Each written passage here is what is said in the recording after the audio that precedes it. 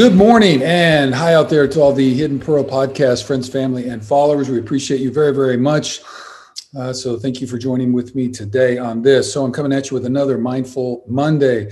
Today is part 3 of our 3-part series where we were talking about characteristics of suffering and kind of a flip on that. I had reminded you before that I heard this on the 10% Happier podcast with Dan Harris when he was interviewing Leslie Booker. Leslie is a yoga instructor and Dharma teacher out on the East Coast.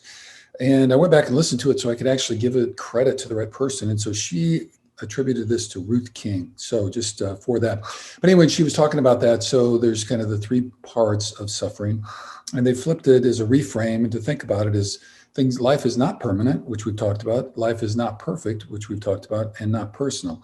And the suffering kicks in when we think life should be permanent, or something in a situation or stage of life or whatever it is, that it should remain permanent. Or we start to think of negative things in our life or struggles that we're having as being permanent, and that adds to our suffering because nothing is permanent. Life's not. And so we've talked about that. And then the other part is that I should be perfect, or this should be more perfect, or whatever, whether it's a dinner party or my body or my work or whatever. And we put that onto us and it spirals into kind of negative connotations. And so we've talked about that. So this whole shoulding notion about not being perfect. And just a reminder that in my world of life coaching, we always talk about not shoulding on ourselves. So should have done this, should be this, should whatever, and not shoulding on others. So just a reminder on that.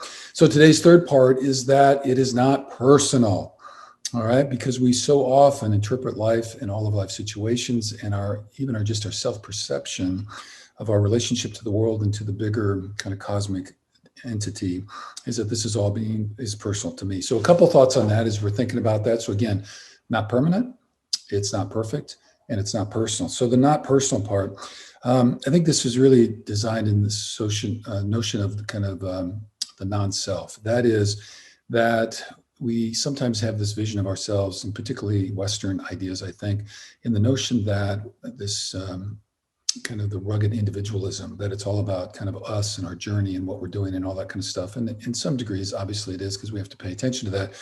But in other ways, this notion says, you know what? You are one cosmic speck in the grand scheme of things. And sometimes that perspective really helps. So if you're doing some visualization or meditation and you're sitting there and you look at, where is my body located?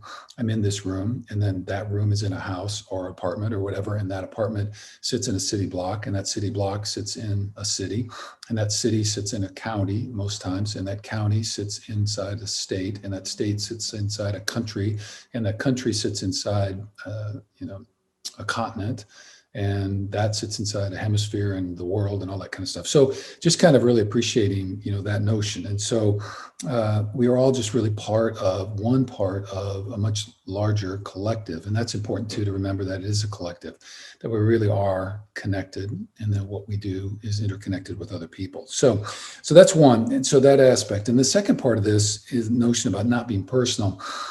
Kind of gets us into this world. So in our life coaching, we talk a lot about GALES. So GALE stands for, it's an acronym for what we call gremlins, assumptions, interpretations, and limiting beliefs. So gremlins are negative self-talk that we kind of feed ourselves, and everybody deals with that. So that's a whole nother story.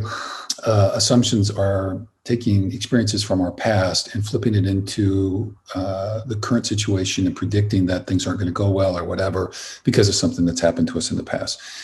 Interpretations are stories that we tell ourselves about a situation or why something happened, and we kind of put a whole bunch of meaning into it, trying to interpret what some other person did or why. So, and lastly, limiting beliefs are kind of rules that we've given ourselves, handed down to us either by ancestors, parents, whatever, and that kind of tell us that we can or can't do something. So anyway, so those things, but particularly in this one is kind of this notion about interpretations, that we often in a situation interpret something to be personal. Some person acted in some kind of way, and we think, oh, that was because I did this or I didn't do that.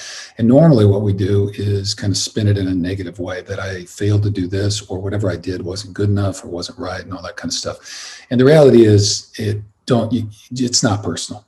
It's not. Whatever's going on with that other person, even if you pushed one of their buttons, you might have pushed the button, but you didn't create the button.